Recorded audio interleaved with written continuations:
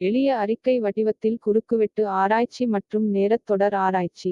குறுக்குவெட்டு ஆராய்ச்சி. 1. இது ஒரு குறிப்பிட்ட நேரத்தில் சேகரிக்கப்பட்ட தரவை ஆய்வு செய்கிறது. 2. இது ஒரே நேரத்தில் வெவ்வேறு தனிநபர்கள், குழுக்கள் அல்லது மாதிரிகளில் கவனம் செலுத்துகிறது. 3. குழுக்களுக்கு இடையிலான வேறுபாடுகளை ஒப்பிட இது உதவுகிறது. 4. இது பொதுவாக கணக்கெடுப்புகள் மற்றும் சந்தை ஆராய்ச்சியில் பயன்படுத்தப்படுகிறது. 5. இது காலப்போக்கில் ஏற்படும் மாற்றங்கள் அல்லது போக்குகளைக் காட்ட முடியாது.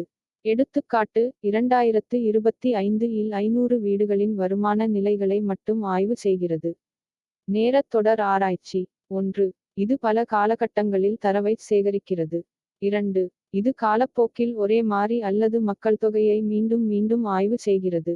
3. இது போக்குகள், வடிவங்கள் மற்றும் முன்னறிவிப்புகளை அடையாளம் காண உதவுகிறது. 4. இது பொதுவாக பொருளாதாரம், நிதி மற்றும் கொள்கை ஆய்வுகளில் பயன்படுத்தப்படுகிறது. 5. இது குறுக்குவெட்டு ஆராய்ச்சியுடன் ஒப்பிடும்போது அதிக நேரத்தையும் முயற்சியையும் எடுக்கும்.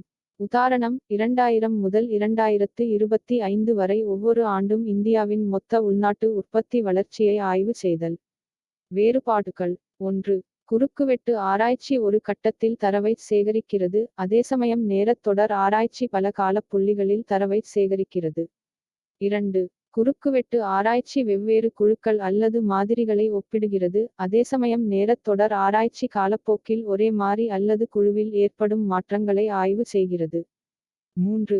குறுக்குவெட்டு ஆராய்ச்சி தற்போதைய வேறுபாடுகளை புரிந்துகொள்ள உதவுகிறது, அதேசமயம் நேரத் தொடர் ஆராய்ச்சி கடந்த கால போக்குகள் மற்றும் எதிர்கால கணிப்புகளை புரிந்துகொள்ள உதவுகிறது.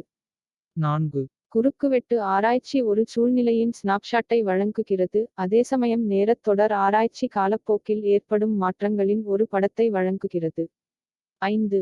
குறுக்குவெட்டு ஆராய்ச்சி வேகமானது மற்றும் குறைந்த விலை கொண்டது, ஆனால் நேரத் தொடர் ஆராய்ச்சிக்கு தொடர்ச்சியான தரவு சேகரிப்பு மற்றும் அதிக முயற்சி தேவைப்படுகிறது. 6. குறுக்குவெட்டு ஆராய்ச்சி போக்குகளை அளவிட முடியாது, அதேசமயம் நேரத் தொடர் ஆராய்ச்சி வடிவங்கள், பருவநிலை மற்றும் வளர்ச்சியை அடையாளம் காட்டுகிறது. 7.